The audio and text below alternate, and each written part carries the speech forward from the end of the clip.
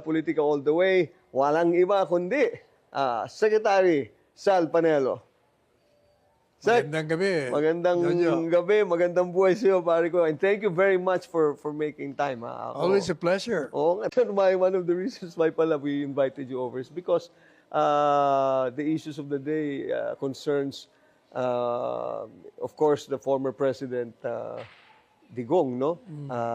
Yung sa Hague, no? We will also go to VP Sara.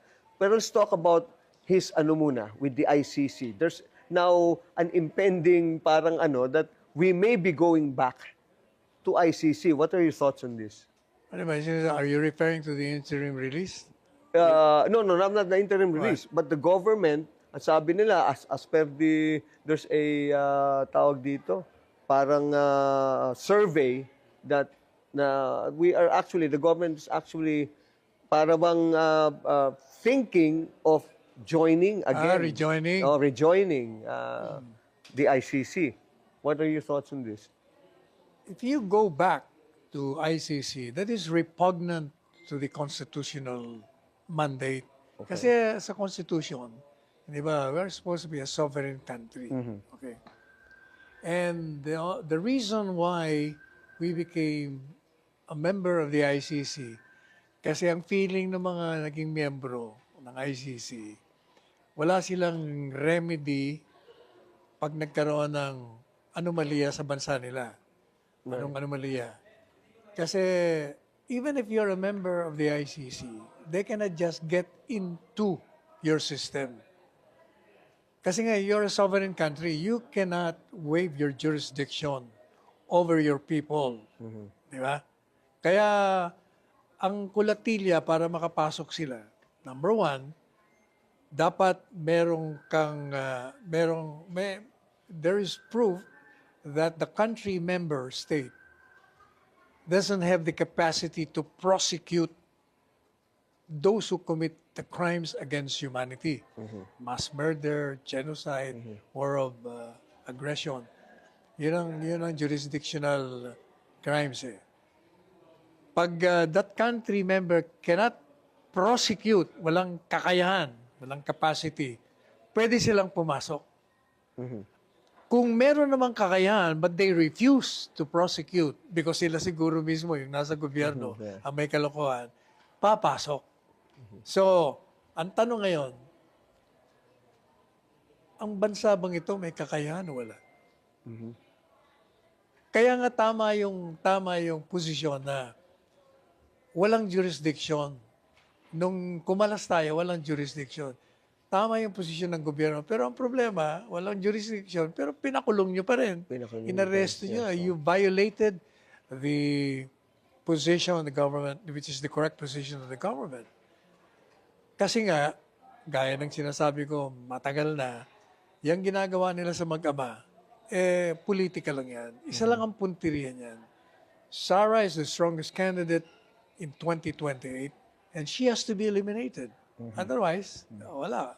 Hindi sila mananalo. So ito talagang politika talaga. Politika. Wala siya. Kasi kahit anong tingin, alam mo Jo, kahit anong tingin mo, whether you follow the Rome Statute that created the ICC, yes. nilabag nila yung sarili nilang statute eh. Kasi nakalagay doon sa kanilang batas na lumika sa kanila, pag meron silang i-issue warrant of arrest against a suspect sa isang bansa, it has to pass through the local court. The local court. Nilabag nila yon, hindi nag-pass through. So meaning, inaresto lang nila. dapat dito, there should have been a prior case served against the president before they can come in? Or dapat meron ng ongoing trial? Ganun ba yan? On both laws, Oh.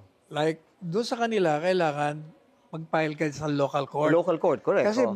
you have to give the accused or the suspect the opportunity to question, bakit mo ko ina-arresto? Anong legal ground nyo? In other words, bibigyan mo ng due process to defend himself or herself. Sa kanilang statute yun, dadaan sa local court. Dito sa atin, meron tayong tinatawag na extradition treaty. Yes.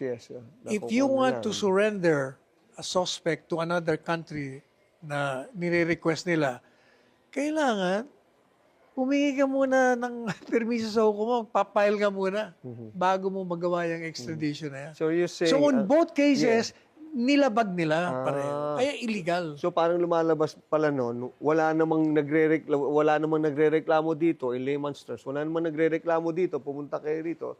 Dinala nyo doon just because there was... But ang contention nga nila is there was a case filed before we left ICC. So does that Hindi. hold water? Wala naman Hindi- sila. Wala silang final na kahit na ano kay Digong. No case was filed against him. Iyan nga ang matagal na nating sinasabi. Ba't di nyo file ng kaso? Ang sabi nila noon, kasi nung presidente pa siya, immune siya. O, pero 3 years ago pa yun eh. Going for na tayo, ba't di kayo nag-file? Kasi sinasabi nyo, makapangyarihan siya noon. Wala na nga siya kapangyarihan. Iba na ang gobyerno, ba't di nyo na-file? Ang ginagamit nila, yung Interpol. Yung Interpol, sinasabi nila na merong request ang Interpol eh. Kasi yung ICC requested Interpol to facilitate the arrest of Digong, of PRRD. Kaya yun ang ginagamit nila. Dahil daw we are part of Interpol, may agreement tayo sa kanila na mag-cooperate. Kailangan mag-cooperate tayo. Wrong. You know why? Kasi the Interpol is requesting to help them. If it's a request, Jojo, you can decline. Especially because if it is against our laws. That's right. Okay, bakit mo pinagbigyan? O pinagkanulo mo. Pinagkanulo mo, you betrayed your own citizen. Effectively, you waive your own jurisdiction, your sovereignty. Okay. Ibinigay mo. Kasi, number one, unang-una, wala nga silang jurisdiction. Sinasabi na natin. Kasi ang unang argument yan ni Presidente Duterte doon, ICC has no jurisdiction over me simply because the Rome Statute, which created them, which was the subject of treaty between the ICC and this country, hindi lumabas sa official gazette. Ano ba yung official gazette? Doon mo nilalagay yung mga batas. Requirement yon pursuant to the due process clause of the Constitution. Kasi sinasabi ng Constitution natin, no person shall be deprived of life, liberty, or property without due process of law. And due process simply means it hears before it condemns. Ngayon, kailangan malaman ng ididimanda mo o aarestuin mo yung kanyang krimen. Kung yung batas mo na nagsasabi, eto, bawal ito, pag ginawa mo yan, may didimanda ka, makukulong ka. Kailangan yung batas na yun malaman ng taong bayan. Kaya may requirement, i-publish mo yan in a newspaper of general circulation right. or i-publish mo sa official gazette. Kasi pag hindi mo pinpublish yan, yung akusado sabihin, di ko naman alam na crime yan eh. Kaya hindi ba meron tayong sinasabi, yung pag hindi mo alam ang batas, Ignorance of the law excuses no one. excuses no one. You cannot use that if hindi mo nilagay sa official gazette. That the presumption of you knowing it will come into play only when it is published in the official gazette. Kaya sabi ni Presidente Duterte, nung sumabog yan, wala silang jurisdiction sa akin. In fact, nagkaroon kami ng meeting yan kasi nga, sabi niya, walang jurisdiction yan. Sabi nung nag-meeting kami, 7 kaming abogado. 7 kaming abogado. Presidente, abogado. Ako, abogado. Executive Secretary, abogado. Secretary of Justice, abogado. Solicitor General, abogado. Puro kami abogado eh. But si Presidente, sabi niya, walang jurisdiction. Hindi naman na-publish sa official gazette. Sabi nung 5, hindi sir, may treaty tayo eh. May jurisdiction sila sa atin. Okay. Ako, hindi ako mimik. Dahil ako, hindi naman ako mimik lang unless you ask me. Pinapabayaan ko lang. Hindi, wala sila. Mapilit naman yun. Hindi, may treaty. Sabi ni PRD sa akin, ang tingin mo, Sal? Sabi ko, ang problema lang ba, may jurisdiction sila dahil miyembro tayo. O di mag-withdraw. So galing pala sa yung Ako yun. withdrawal na In yun. fact, nung sinabi ko mag-withdraw, nag-break kami. Break. So, ginawa ko kagad yung withdrawal. I think 5-page withdrawal yun. Ginawa ko kaya sa computer, tapos download. Pinabasa ko kay PRD. Habang nagmimerienda sila, pinabasa ko. Okay to. Okay na, pirmahan mo na. Pinirmahan niya, hindi ko sinabi doon sa 5. The following morning, nag-briefing, in-announce ko. Kaya na-shock sila lahat eh. Pati yung mga reporters, sabi niya, sir, sino gumawa nito? O bakit? Sino ba nakapirma? Presidente. O, si Presidente pala, ba't ako tinatanong niyo? Pero, yun. Pero lungian nga sinasabi nila, what we did was, or what you did, it was brilliant. Pero it only was a legal remedy. Pero hindi siya, well, Hindi, may depensa sila doon. Sabi nila, unang-una nga, walang jurisdiction. Pero sabi naman ng 5 abogado, hindi, may treaty. O, di nag-withdraw. O, ito ngayon. Kailan magiging effective ang withdrawal mo? 1 year after the withdrawal. Di nag-withdraw tayo. 1 year after, wala na tayo. Ang sabi ng ICC, hindi, kahit na nag-withdraw kayo, under our statute, makakapasok kami if your withdrawal, bago kayo nag-withdraw, naumpisa na namin yung investigasyon. Yan ang pinipilit nila. Okay. Sabi ko naman, mali na naman kayo dyan kasi hindi naman kayo nag-start ng investigation. You started the investigation, formal investigation, and the record will show that almost 2 years after the withdrawal, wala na kayong jurisdiction. Okay. So, hindi po pwede yan. Pangalawa, from the very start, under your statute, under the treaty, kailangan the conditions are present for you to come in.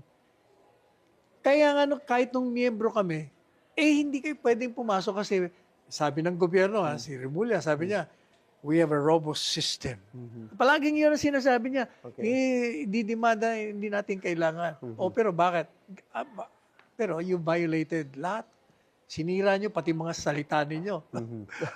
Kasi nga politika, gusto nyong mawala si Duterte dito. So you're saying that's a classic example of kung gusto maraming paraan, kung ayaw maraming dahilan. So they looked for ways and means to actually pin down ganun na nga the yung ICC coming in. So the whole process from the very beginning, you're saying, Sec, is talagang all political. Wala tong legal basis whatsoever. Kahit anong tingin, nag-file ako ng petition for writ of habeas corpus. Kasi ang pinail ng mga abogado nung una, certiorari, to which I reacted nga nung nalaman ko yan. Sabi ko, wala, mali yan. Dapat habeas corpus. So, kasi nasa Hong Kong ako Nasa Hong Kong ako noon, the day before the arrest Kaya lang hindi kami nagkausap, nag-meeting sila, tumatawag si PRD sa akin, hindi ko naman nakita. So I didn't know na magkakaroon sila ng meeting. Pero kasabay mo siya, you were there in Hong Kong at the time that he was there. We were there. Dumating ako doon on the same day na may event. Pero hindi kami nagkausap, nagkawaya lang. Nandiyan ka pala. Kasi nagtitiktok ako So hindi ko alam na may mga plano na pa sila. So nalaman ko lang yung plano nila na babalik siya. On that day, alas 12 na ng gabi. So hindi na ako, hindi ako makakilos. Gusto kong salubungin siya ng 2 milyon tao. Paano mo organize yun? Nalaman ko alas 12, darating, aalis siya sa Hong Kong, alas 5 ng umaga. Alas 7 darating. How can you organize the kind of those number? O kaya, ang nangyari doon, nung dumating ako kasi alas 11 ako umalis doon, dumating ako alauna, dumiretso ako sa Villamor. Kasi originally, ang plano nila, na-validate ko. May kausap akong general dati, dating PNP chief.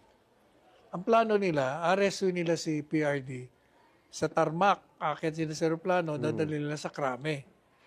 Pero nung dumating ako doon nung nag-landing ako, ang feedback sa akin, sa Villamor, dinala. Sabi ko, ililipad dito sa Hague. O kaya, nag-file ako ng habeas corpus. Ngayon, sabi ng halos lahat ng abogado, wala na yung habeas corpus kasi lilipad na mawawala na wala na jurisdiction sa ICC. Ang sabi ko, hindi, we're not talking about jurisdiction over the ICC. The jurisdiction of the Supreme Court would be over this government. It committed an illegal act and therefore it has to correct itself.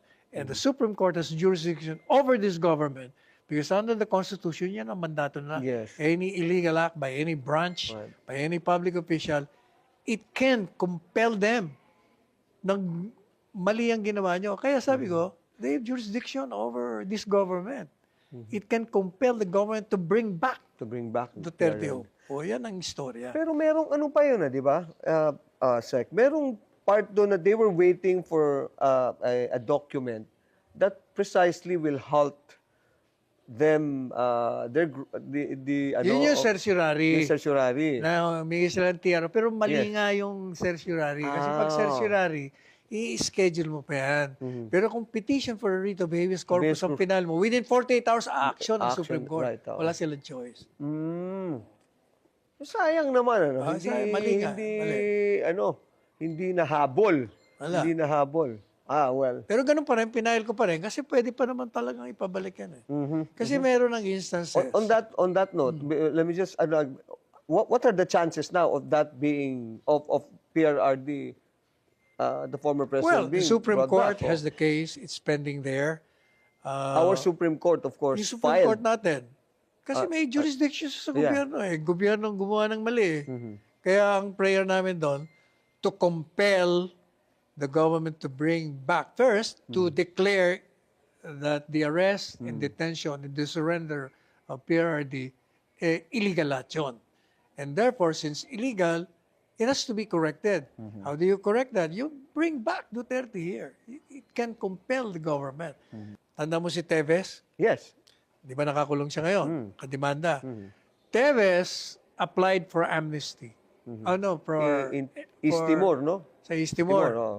Nag-apply siya para kasi ni-extradite, di ba? Ang nag-apply ng extradition, ang gobyerno natin. Kasi nandun siya sa East Timor, nagkataon nandun eh. Oo. Kaya sabi ng gobyerno, kailangan namin yan dito kasi may kaso yan. Natalo sila doon. Talo. Yes. I'm private Di with ba? that. Oo. Natalo. Oo. Pero bakit nakabalik? Yan ang tanong. Samantalong talo sila ron, ha? Bakit nakabalik? Kasi nga, ang istorya, di umano, itong East Timor gustong maging miyembro ng ASEAN. Kailangan nila ng boto Ng gobyerno ng natin. gobyerno natin. Mm. Di ba, pumunta ron si Mel sa ASEAN, nagkita sila ng presidente na doon, presidente natin. Di nag-usap sila. Siguro, yun ang nangyari. Otherwise, how can you explain that? So it's a bargaining chip. Siguro, kaya binalik nila. Kaya sabi ng presidente nila, security to threat ito sa amin, kaya balik na namin. Yes. So, madalit sabi, kaya palang ibalik. Kaya kung gusto. Again, Exactly. Kaya maraming yung, paraan. alam mo, yung aking article na 7 series sa Manila Times, sabi ko, if the government wants, they can bring back Duterte. Yun ang title ko. Nilabas ko dun yung petition for a writ ko. Ang daming pina-explain ko kung bakit. You are in close communication with the former president naman, Sec, alam ko, no? And you're very, very good friends. Yun. Not now, dahil nakakulong Pero hindi mo makakausap. Hindi mo ba nakakausap? Hindi mo makakausap so yun. hindi mo rin. Pero Kasi, alam niya, I'm sure with what happened with the Hindi, results of kasi the syempre election. kinikwento ng mga kamag-anak niya, yung mga bumisita. Okay. Ang pwede lang bumisita sa kanya, immediate members of the family. Kaya sila, mamahalilit lang nakakapunta, yung 3 anak niya, tsaka yung isa pang anak niya, o tsaka siguro yung asawa dati. O yun lang. Tsaka yung 2 abogado lang. Walang ibang pwedeng pumunta ron. May nag-try na, sabi nila pwede naman kayo mag-apply. 3 abogado nagpunta ron. Si Billy Dulay, si Fred Lim, sino pa? Saka si Bebot Bello. 2 cabinet members, saka isang hindi. Were they able to talk to the president? Hindi nga, nag-apply daw sila, pero wala naman. Wala daw, walang denial, wala ring approval. So, anong gagawin nila doon? 2 linggo na sila ron. Hindi, bumalik na lang sila. Kaya yung mga tao, nagpupunta ron para lang makarating kay Presidente Duterte na, nandito kami ha. Kaya maligaya na siya doon. Right. Ganun pa. Yun ang Akala ko story. pwede kayong katulad Hindi. ng mga meron kang visitation na Hindi. time na pwede Wala. kang pumunta na iba rin pala Kaya ang ang sistema communication na namin, true kung sino bumisita ron. yung kanyang partner, si Hanilet, di ba? Sabi daw, binebenta na raw yung bahay. Tapos meron daw ano, is it true? Are you aware of that? Na may bentahan na ng bahay and ano daw, nagkakaroon daw sila ng mga security problems and things like this. What? Which is true. Totoo naman yun eh. Ngayon, ang tanong dyan can she sell it? No, but are we talking about the ano? Kasi are we talking about the ancestral house, yung the house that they actually grew up in, yung mga Hindi naman ancestral house yun eh. So ibang house ito. Hindi, yung tinitira niya ngayon. Yung kung ano yung tinitira niya. Ang dami kasing chicks din. Hindi. Ang pagkakaalam ko doon, Kung saan merong poster siya sa labas. O Kaya yung nga. parang lifelike, ano. kasi alam ko tatlong bahay yun eh. Isang malaki, isang ordinaryo, isa pa. Ang tanong dyan, can you sell something which is not yours? So apparently, it's hers. It's hers. Okay. Kaya niya binibenta. Okay. O, di ba? So walang problema. If she wants to sell it, then she can sell it. Oo. Di ba? Or for whatever reason that she Ako naman, she has, it's Ako, entirely her own. kasi di ba? sabi niya, to the highest bidder. Hindi siya magbibigay ng presyo. Sino lang gusto. To the highest bidder. Kaya ako, ang sabi ko, kung sino man ang bibili, kung talagang ibibenta yan, bilihin nyo lang, pero pag nakabalik si Presidente, ibalik nyo. Kasi doon siya nakatira ngayon eh. Doon siya nakatira. Okay. After the annulment, doon na siya tumira eh.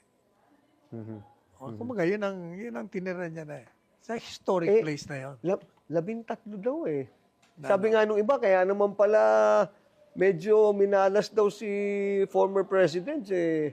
13 yung mga babaeng Chismis lang yun. sabay-sabay. 13 daw is unlucky. It is unlucky na. Sabi ko, kaya pala unlucky. Unlucky ng problema niya. Chismis lang yun. Chismis. Maraming tagahanga siya. Maraming tagahanga. Maraming tagahanga. Pati nga yung kay pictures daw that came out. There were several pictures that came out na medyo revealing, or if that's even the right word to use. Hindi diba? totoo yun. Hindi totoo yun, ha? Yung kanyang pictures yung kay... Alam mo ang problema kasi, alam mo yung balita, ang daming fake news, pati AI, di mo na malaman kung anong totoo. Alam mo, hanga ako sa AI na yan. Yung technology, alam ano? mo, totoo. Oo, Pero di ba pinakita rin, naghahalikan si Dilima sa si Digong? Oh, yeah. Akala. So, paano nangyari? Pero ang galing na, Saka marami talaga, like for instance, ang daming nangungumusta sa akin, kumusta si Digong? Bumisita ka pala ron. Ha? Bakit? Hindi ba nasa social media? Nakalagay doon, Panelo is in Hague, bringing... Nandun nga ako. Totoong yung video, pero ako sa Hong Kong yun. Hindi sa Hague yun. Right, parang actually, it's beautiful, pero dangerously beautiful ang AI eh. Nakikita mo talaga kasi if it's used in a way na, in a manner na talagang medyo destructive, they can actually do it eh. Correct. Di ba? Mahirap eh. Well, doon naman lalabas yung integrity ng tao, di ba? O lalabas yung katotohanan at hindi. So, let's talk about now, on that note, yung kay VP Sara. Impeachment. Impeachment. Yan. Para ako, ng basis nila kay Duterte na sinuko nila, yun din, politika rin yun. Political In fact, ito. doon nag-start yun eh. Talagang ang target nila, mulat sa poll, sirain mo. Sirain mo si Inday. Tanggalin mo as a candidate. Kasi yung impeachment, pag na-convict siya, disqualified na siya. O, di wala na siya. Si Digong naman, since siya ang pinakamalakas na influencer, kailangan matanggal din. Pati yung mga kaalyado niya, kaya tinamang ginawa niya kay Buloy. Yung SMA na yung ginagamit ni Presidente Duterte sa naging platform niya, kaya pati yun, di ba, na-apektuhan lahat. Kaya nakakulong si Kibuloy. Pero sabi nung, ito raw there's at one point, if I remember, I think the Vice President also said, na sige, if you want to, I can answer, let's put it in the proper forum, I will answer all of these things. If we go on with the impeachment, then that's going to be the forum that I will, kumbaga, negate and tell and show everyone that all these things are all false claims against me. Totoo naman, ready naman talaga siya. Ready naman siya. Ang naging problema naman dyan, binagkagulo sila, di mo malaman kung yung previous Congress can cross over doon sa 20th Congress. Kaya di ba nakakatawa yung ginawa nila?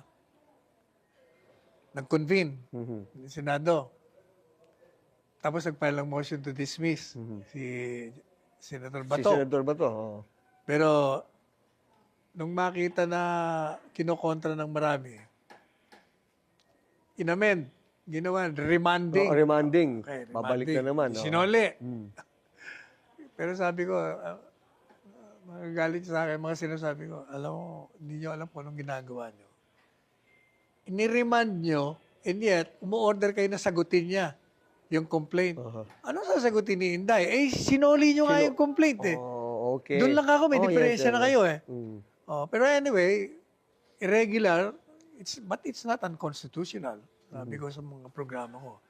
So, na-delay lang ng konti. Kasi nga, ako, ang tingin ko, sabi niya, Will it push through? definitely. Tuloy na nga, di ba? Kaya lang na nagkakaroon ng mga problema. Yung motion to dismiss, kung yun ay tinuloy, matatalo yun. Alam mo bakit? Hindi dahil sa naniniwala yung mga boboto na dismissal na talagang merong factual and legal basis sa impeachment. Sa tingin ko, sa akin, talagang matatalo yung motion to dismiss mo. Bakit? You will be depriving the senators of the opportunity to shine in an impeachment court. That's a daily coverage. Hindi nga. Tatawa ka, pero yan ang tingin ko talaga. Kasi, kaya ako natawa kasi parang, there's some truth in that eh. I could see it eh. Can you imagine pag in-impeach, pag dininay mo yung impeachment, yung motion to dismiss, wala na, tapos na kagad. Eh kung ikaw naman na siya, teka muna pambira, pagkakataon ko naman to. Pagtatanggol ko si Inday. Yung isa naman, yayarin ko to sa impeachment.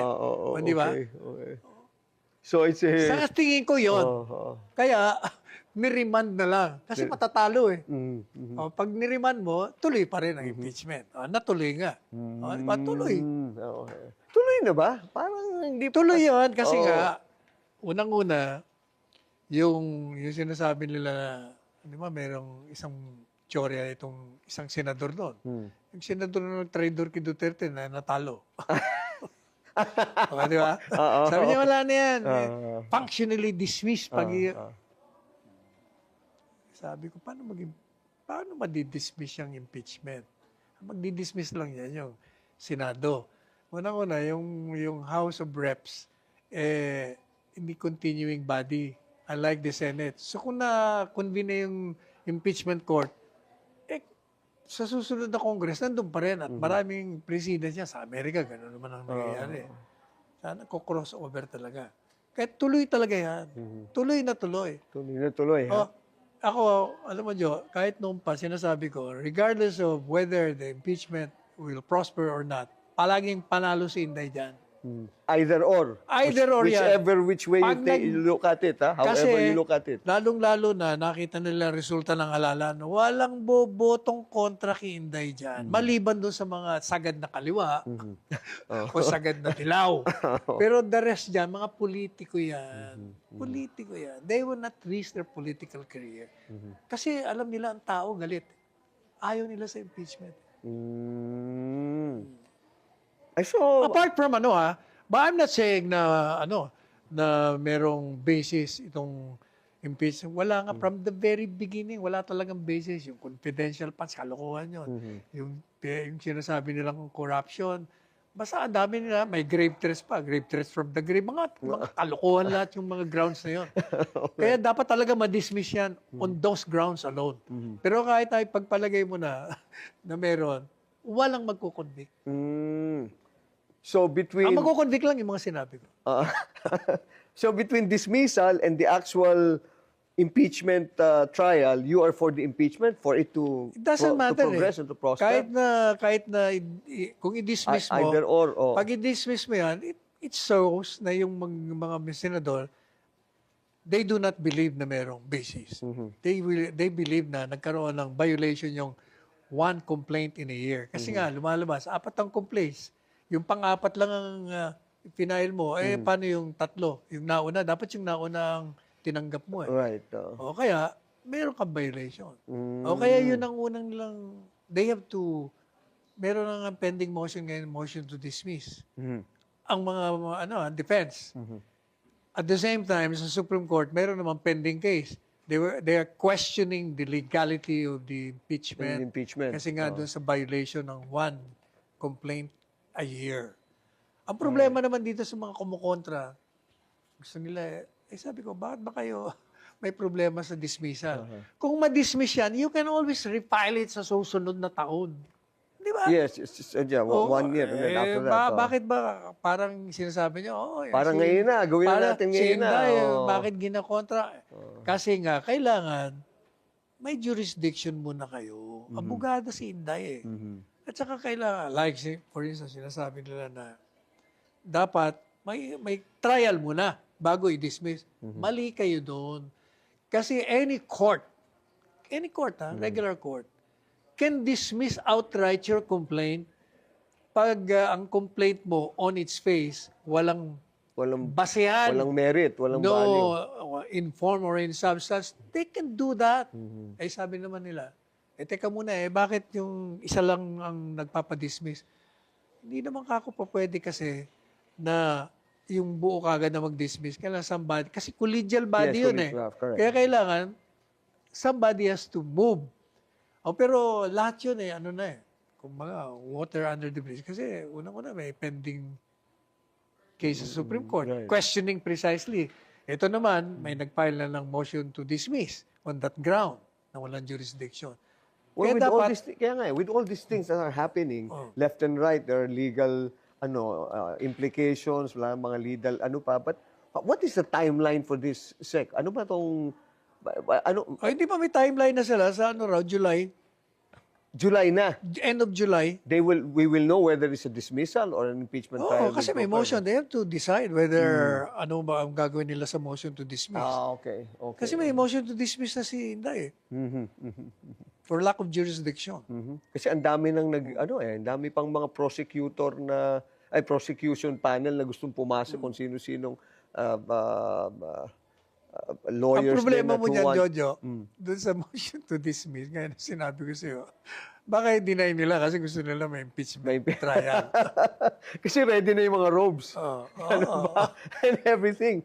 At saka talaga namang if you're a senator, pagkakataon mo sumikat makapakita namang gilas. Kita naman yung either yung defense mo or yung offense mo. Di ba? Coverage mo everyday. Oo, sa bagay, no? Pagandahan ng mga pagandahan dating yan, di ba?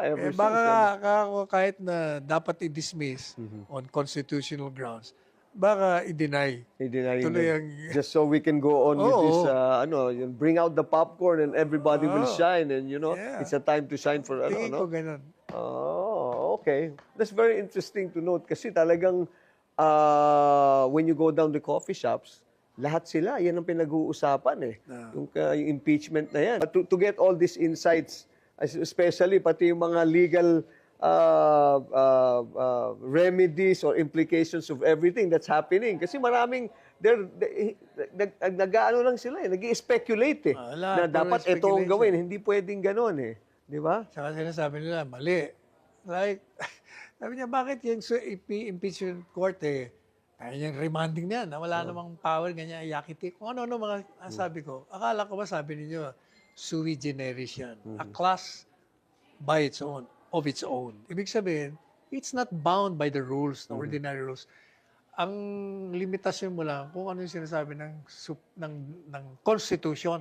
Wala namang sinasabi ng Constitution. Sinasabi lang doon na pag merong impeachment complaint, bistahan nyo. Bistahan agad. Walang sinasabi doon kung anong pwede mo at hindi mo pwedeng gawin. Kasi ang sinasabi na forthwith everyone is focused on the word forthwith. And our Constitution is like Bible truth. Kailangan yan. Talagang you have to act on it immediately. Immediately Hindi nila yun ang sinasabi. Immediately, tama sila, immediately. Pero, bago ka mag-action, tingnan mo muna kung may jurisdiction ka. Eh kung wala kang jurisdiction, pag you proceed without jurisdiction, di null and void, you will just waste your time spending people's money for that. Okay. Kailangan, yung jurisdiction muna kailangan mo, tingnan.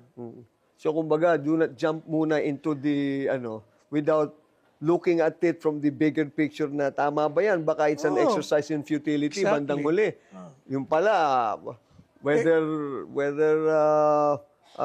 liable or not, without liability or with liability, pagdang huli, technicality, wala na yan lahat. Because from the very Kasi beginning, kung illegal, walang from legal the very beginning, basis. di ab initio. Oo. O di useless. Kaya hindi totoo yung sinasabi na, dapat trial muna. Tingnan mo muna kung may jurisdiction kayo. Tama. Speaking of jurisdiction, ito naman medyo lang to, hanging in the balance to matagal na. Kasi si Secretary Roque, Harry Roque, na andun.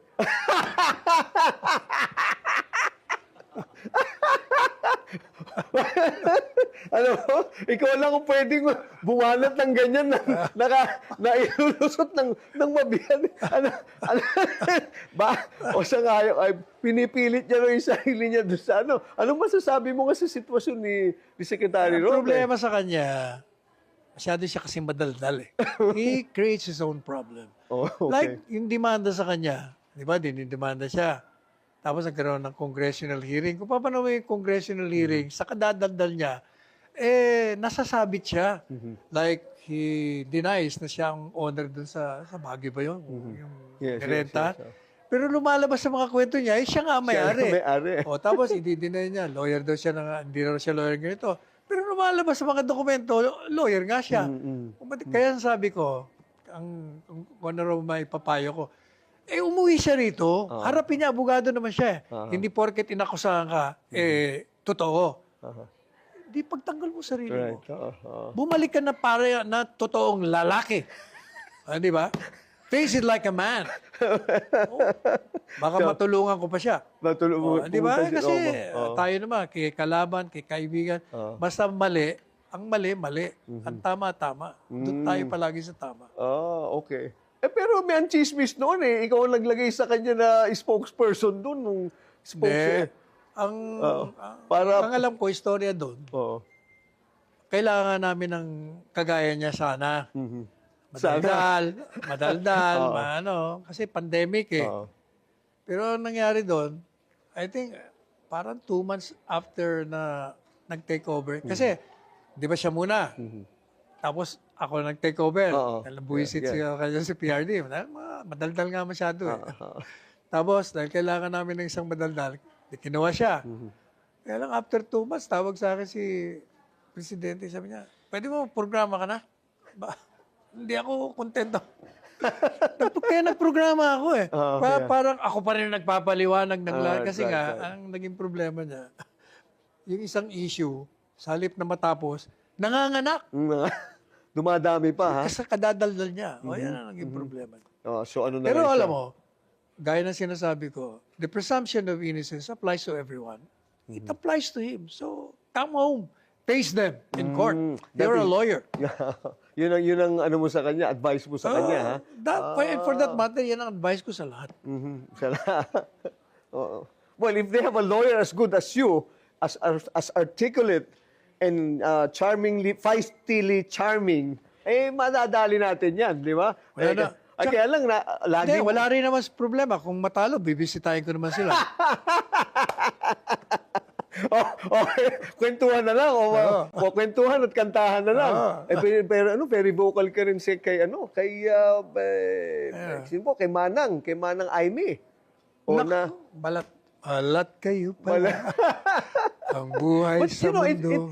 It's funny because you and the rest of the boys are one in your sentiment, call it against or not for, to make it a little bit lighter, not for. Si Polong, Kong Polong and Baste are also not para bang talaga namang ginamit niya lang talaga ang Duterte. Kung matatandaan mo, Ako unang bumibira dyan, araw-araw kong binabanatan niya sa programa ko. Balat kayo nga kasi she uses people eh. Yan ang problema sa kanya. Pag kailangan kanya, okay. Pag hindi, wala ka na. Oo. So, anong nangyari, nakita mo nung bumagsak yung rating niya, bigla siyang, sabi niya kasi, di ba, tinawa, itong bira ko sa kanya sa programa ko.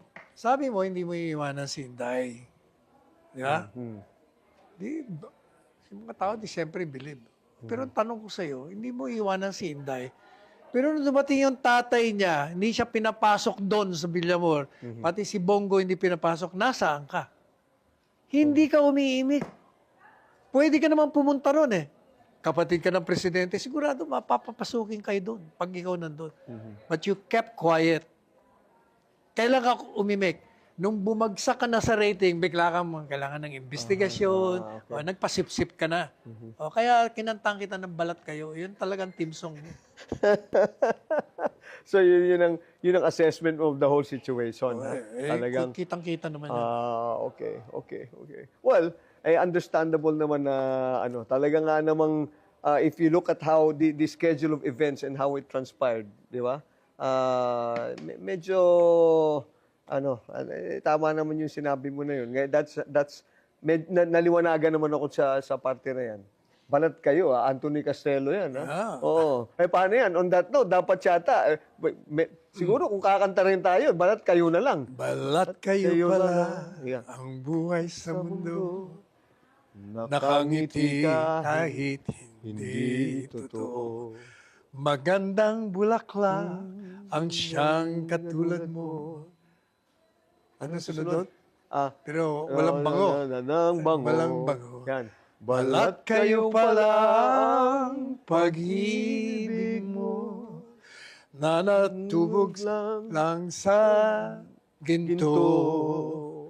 O kay sakit naman, nasayang lang ang pag-ibig ko. Ayan, bring it home. Kaya ang buhay ko ngayon, balat kayo. Wow! O yan, nakasinto naman sila sa atin mo. Kasi hindi pa kaya kakantay ni Sexal ngayon, no? No, but again, nakakatuwa naman and thank you very much, Sexal, for making time. Pare ko, alam mo, I always enjoy our kwentuhan. Ang daming, time flies so fast. We can even talk about the AI. Hindi man lang natin na anuhan yung ganyan. We should come back and Tama, we should come back and basta ikaw. pag-usapan natin yung mga ganyan na non-political but nagkakaroon ng political implications and dahil katulad yan, ang daming mga fake news na lumalabas, pictures and everything, di ba? Oo. Kaya anyway, I'll give you your time now for our audience, Sec, no? Please address them, your prayer for the country and maybe for PRRD and for VP Sara and floor is yours. Ang mensahe ko lang ho, tayong mga Pilipino, maging mapanuri ho tayo. Huwag ho tayong mapapadala sa mga balita na natatanggap natin. Whether yung balita galing sa kakampi natin o hindi. Maging mapanuri tayo. At pag tayo nasuri na natin ang mga bagay-bagay dito sa ating bansa, ipahayag ho natin ang ating damdamin sa mapayapang pamamaraan. Gaya ng ginagawa nila kay Presidente Duterte, ginagawa nila kay Inday Sara. Maniwala kayo, kung hindi tayo lalabas sa kalye ng mapayapa, ang gobyerno hindi makikinig sa atin. Maniwala kayo. Kaya sabi ko, kayo namang nasa gobyerno, dapat makinig kayo sa tinig ng bayan. Yung pong ginawa sa halalan na tinanggihan ang programa ng inyong paghihiganti at pag-uusig, tinanggihan ng taong bayan, makinig kayo. Kasi pag hindi kayo makinig, sabi nga, may kasabihan nga, whom the gods wish to destroy, they first make mad. Yun yung mga Diyos ng tadhana, pag gusto kayong ibaon sa lupa, papaligayahin muna kayo sa inyong kapangyarihan. Lalasingin muna kayo bago kayo ihulog sa bangin at ibaon sa lupa. Thank you very much, Secretary Sal Panelo on the Politica All the Way. Maraming salamat. Oh, dapat manalangin lang ho tayo. Sec, maraming Thank you, salamat. thank you. Thank you, Salamat. thank you, thank you. Politica